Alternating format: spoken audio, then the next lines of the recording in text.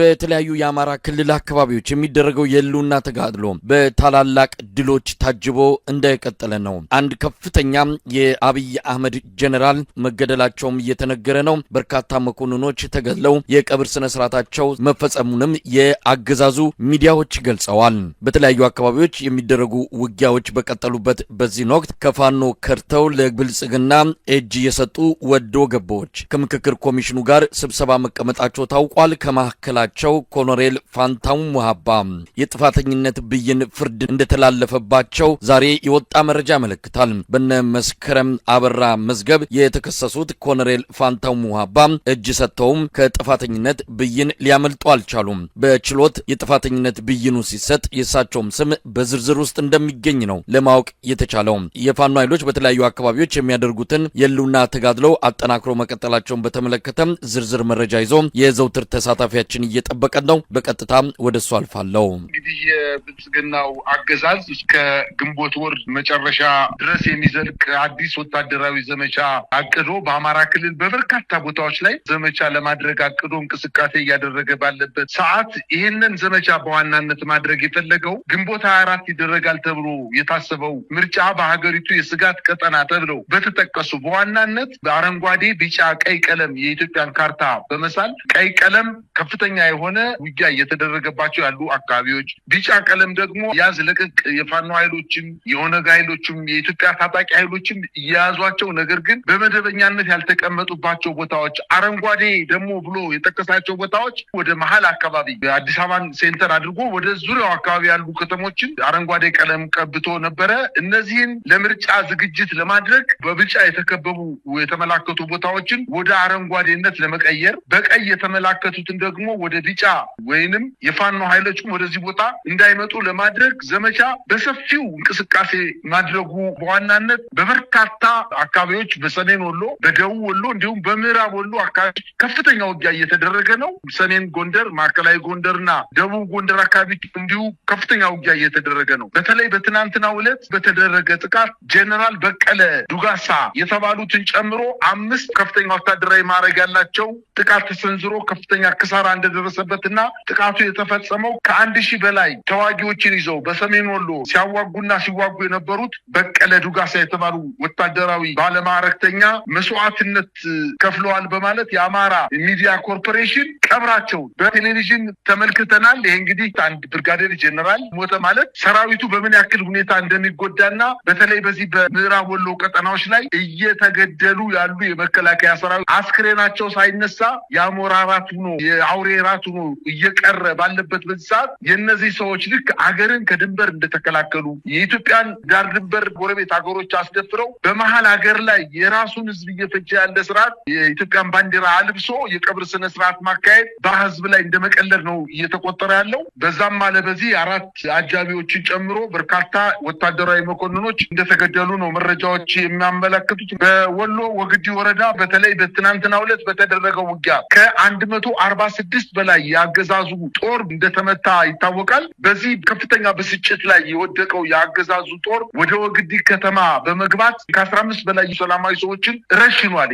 እንደተለመደው በበርካታ ቦታዎች ላይ ውጊያ በሚከፈትበት ሰዓትና በተለይ በዋናነት የአገዛዙ ጦር ሽንፈት በሚደርስባቸው አካባቢዎች ላይ ወደ ከተማ ሸሽቶ የገባው ጦር እንቅስቃሴ የሚያደርጉ ማንኛውም የሃይማኖት አባት ይሁን ነፍሰ ጡር ትሁን ህፃን በጀርባዋ ላይ የምትንቀሳቀስ እናት ትሁን ህፃናት ይሁኑ ያገኙትን ሁሉ እንዳውሬ በጥይት እየመቱ እየገደሉ እንደሆነ ነው መረጃዎች እያመላከቱ ያሉት። እንግዲህ 142 የሚሆኑ የመከላከያ ሰራዊት በአንድ ቀን ውጊያ ከፍተኛ ጉዳት ደርሶበት ሰራዊቱ ወደ ደሴ ለመሸሽ ጥረት ቢያደርግም ነገር ግን ከደሴ እስከ ወግዲ ያለው መንገድ በፋኖ ኃይሎች ቁጥጥር ስር በመውደቁ የቆሰሉትን እንኳን አውጥቶ ወደ ደሴ ሆስፒታል ለመውሰድ እንዳልተቻለ ነው መረጃዎች እያመላከቱ የሚገኙት። እንግዲህ በወግዲ ከተማ የሚገኘው የመጀመሪያ ደረጃ ሆስፒታል ተጨናንቆ በከፍተኛ ደረጃ ቁስለኛ ሞልቶት እንደሚገኝ ነው የአካባቢ ምንጮች እየዘገቡ ያሉት። እንዲሁም በዛሬው ዕለት በወግዲ ወረዳ አሁንም በቀጠለው ውጊያ የአማራ ፋኖ ብሔራዊ ንቅናቄ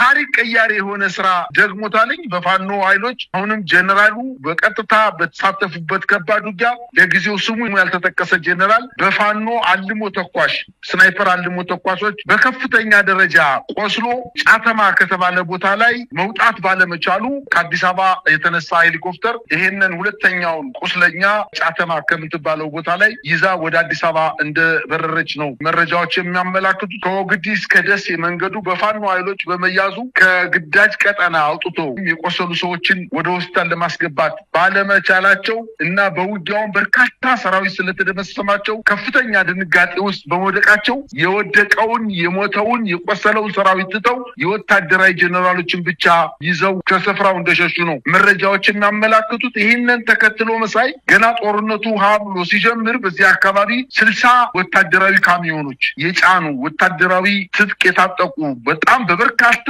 ቡድን የከባድ መሳሪያና በርካታ የኮማንዶ ኃይሎች የተሰማሩበት ውጊያ ለመክፈት እቅድ የያዘ ቢሆንም ነገር ግን የፋኖ ኃይሎች ቀድሞ መረጃ ስለደረሳቸው ከበባ በመፈጸም በመልሶ ማጥቃት ከፍተኛ ጉዳት እንዳደረሱበት ነው ከአካባቢው የወጡ መረጃዎች እየጠቆሙ ያሉት። በሰሜን ወሎ ዞን ሰሞኑን በተደረገው ውጊያ ብርጋዴር ጀነራል ዘውዱ ሰጣርጌን፣ ብርጋዴር ጀነራል ሞሲሳ እና የ105ኛ አየር ወለድ ኮማንዶ አዛዥ በርካታ የቡድን የከባድ መሳሪያዎች ታጥቀው የከፈቱት ውጊያ በክሳራ ተጠናቋል ማለት ይቻላል። እንግዲህ ብዛት ያለው ጦር ከባድ ጉዳት ደርሶበት አስክሬኖቹ በዛው አካባቢ ተንጠባጥበው የሚያነሳቸው አጠው ወድቀው እንደቀሩና ከወግዲ ወረዳ የተነሳው ትንቅንቅ በምዕራብ ወሎ የሚገኙ ሁሉም ወረዳዎች ላይ ማለት በሚያስችል ደረጃ ውጊያው ተስፋፍቶ እንደቀጠለና አሁንም ከፍተኛ የሆነ የከባድ መሳሪያ መድፍን ዙ23ን ድሮንን ዲሽቃና ሞርተሮች ስናይፐሮችን የያዙ የመከላከያ ሰራዊቶች የተነጠቁትን ቦታ መልሶ ለመያዝ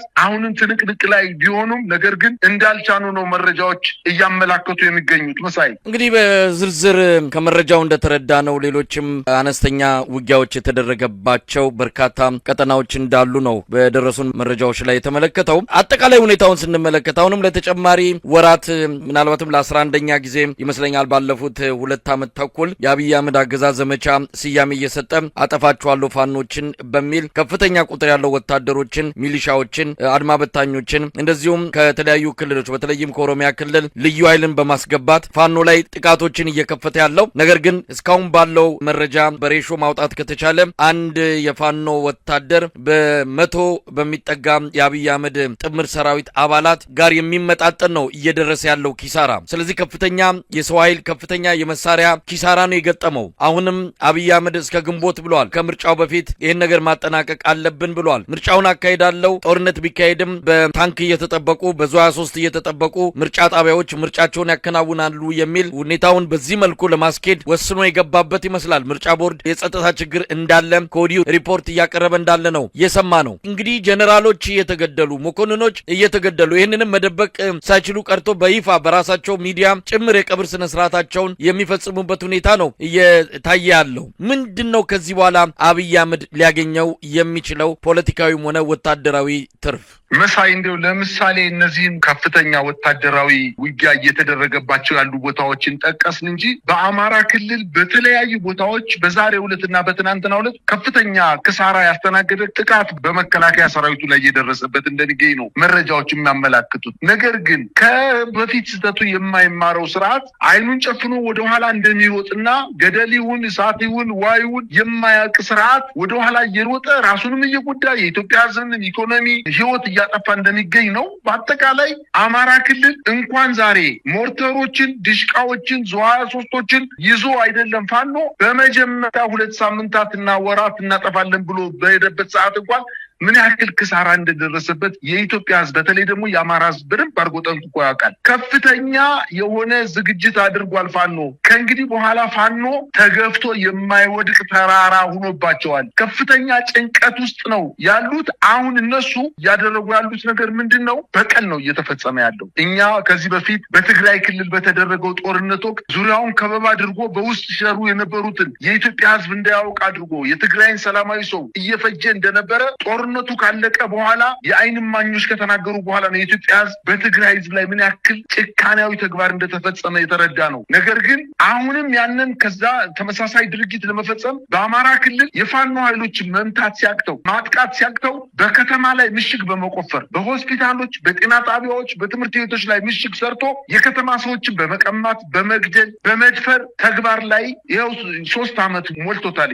ከእንግዲህ በኋላ የፋኖ ኃይሎች አሁን ከፍታቸውን ጨምረው ከቀጠናው አካባቢ ወይም በክልል እየተንቀሳቀሱ ካሉ ስርዓቱን ለመጣል ከሚታገሉ ታጣቂዎች ጋር ስምምነት በማድረግ ይሄን ስርዓት ለመጣል ዝግጅታቸውን ጨርሰው ወደ ዋና ተግባራቸው ሄደዋል። በተለይ በዋናነት የአማራ ፋኖ ብሔራዊ ንቅናቄ ከተመሰረተ በኋላ የብልጽግናው መንግስት ከፍተኛ ድንጋጤ ውስጥ በመውደቁ የተለያዩ ፕሮፓጋንዳዎችን፣ የተሳሳተ መረጃዎችን ለኢትዮጵያ ሕዝብ በመስጠት ሲፈልጉ ተበትነዋል፣ ደክመዋል ሲሉ የነበሩትን ትተው ደግሞ ከተለያዩ ሀገሮች ጋር ኢትዮጵያን ሊበትኑ ከሚፈልጉ ሀገሮች ጋር ተጣምረው ኢትዮጵያን ለመበተን ከፍተኛ ጥረት እያደረጉ ነውና የኢትዮጵያ ሕዝብ ይንቃባቸው በማለት ከተልዕኳቸውና ከተግባራቸው ከባህሪያቸው ውጭ ሆነውን በሚዲያ በማሰራጨት ተቀባይነትና ድጋፍ ለማግኘት ከፍተኛ ጥረት እያደረገ ነው። በአጠቃላይ ስርዓቱ የተሸነፈ ምናልባትም ቅንቅን የበላው አገዳ በንፋስ እንደሚወድቅ ያለው አቅም ደረጃ የደረሰ መሆኑን ነው መረጃዎች እያመላክቱ ያሉት። በርካታ ኢትዮጵያውያን ሳያውቁትም በግድም ታፍነው ወደ አማራ ክልል 1 ወርና 2 ወር ስልጠና ብቻ በመውሰድ በማያምኑበት ጦርነት እያሳተፈ ይኸው በሸንተረሩ በወንዝ ዳር በተራራ በጉድጓድ ውስጥ ሳይቀበር እየቀረ ምናልባትም የአማራ ህዝብ ባህልና ወግ ያለው በመሆኑ አስክሬናቸውን የወደቁትን እያነሳ በእምነት ተቋማት ድንበር ላይ እየቀበራቸው እንደሚገኝ ነው። በተለይ በወግዲ ወረዳ በትናንትናውና በዛሬው ዕለት በተደረገው ውጊያ በርካታ ህፃናት፣ ታዳጊዎች መሳሪያ ተሸክመው መሮጥ የማይችሉ የመከላከያ ሰራዊት አባላት ወድቀው የአካባቢው ማህበረሰብ ነው እየቀበራቸው ያለው። ነገር ግን መንግስት ዙ 23 ይተኩሳል፣ መድፍ ይተኩሳል፣ በድሮን ይደበድባል። ሲቪሉን ነው ግን እየፈጀው ያለው። የማይቀር ድል ስላለ የመከላከያ ኃይሉ ከዚህ በኋላ ማሸነፍ አይደለም በሰላም እንደው በጥሩ ሁኔታ ተሸንፎ እንኳን ተመልሶ ወደ እናቱና ወደ ቤተሰቦቹ መግባት እንደማይችል አውቆ የፋኖ ኃይሎችን መቀላቀል እንዳለበት ነው በዚህ አጋጣሚ መልእክት ማስተላለፍ እንፈልገው መሳይ።